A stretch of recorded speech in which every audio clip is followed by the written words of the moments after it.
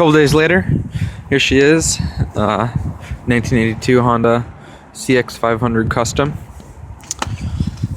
This bike, other than a few minutes ago when I started it, it hasn't been started in over 10 years. It's only got 12,000 miles.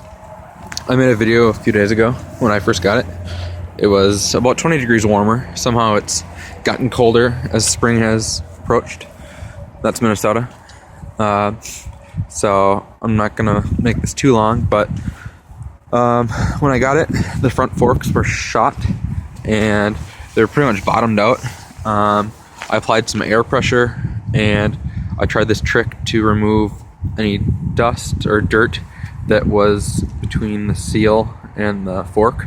I'm not talking about this dust cap. I pulled the dust cap up and then I used a thin piece of plastic to try to remove any dirt or debris between the seal and the forks, and then I tried reseating it by pumping the forks a few times, and it seems to have worked. Rebuilt the front brake. I guess I should say I freed it and put new fluid in and bled it, and that's working great now. It was frozen before. Put in new spark plugs, drained all the oil, put in new oil and a new filter. I put in new radiator fluid, which this is loose actually. I also put in a brand new battery and a new air filter. I pulled off the carburetors and cleaned them out. I have two little issues going on, but I know what they are. One is this carburetor boot that goes to the engine has a crack in it. So for now, I put some RTV silicone on, some high heat stuff. It's just a little bit of a crack, so that'll work for now. I've got a new one coming. And then I saw a little gas leak in between the two carbs. I'm almost 100% positive it's from the fuel intake hose from the tank. From when I took the tank off, I don't think I put it on there all the way. That's just where it looks like it's leaking from. So I will take that off and inspect that. But other than that, it's running really good. Like I said, I put in new fluids, a new battery, cranked it over a few times, and it started right up. So I just ran it for a little bit, turned it off, and I'll run it again just to show you how easily it starts. Remember, this bike hasn't been run in like 12 years. Other than just for a few minutes earlier. So, and it's about 30 degrees out right now. So, turn her on, one push of the button.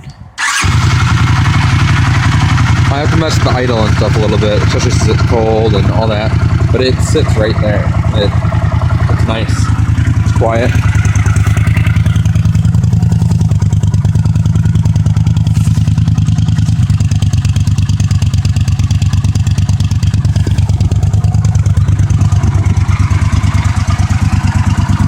No exhaust leaks.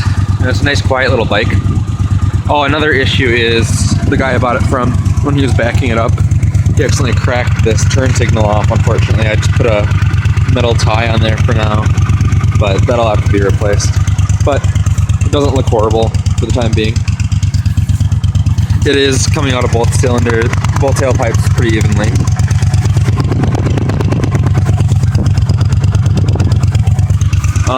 It was hanging before because of this vacuum leak. We'll see if it does still.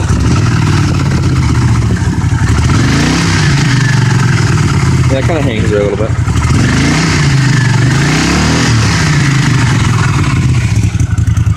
But it's running good. Probably put in about $125 worth of parts. Not bad.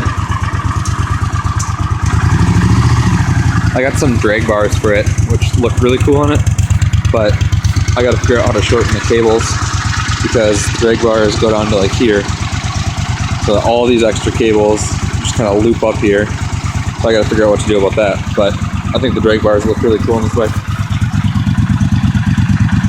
My personal preference, I'll probably take off this highway guard and pegs, maybe the center stand, put on the drag bars, just try to make it a little bit more sleek and custom. But yeah, it's running really good for a $500 bike and only about $150 worth of parts.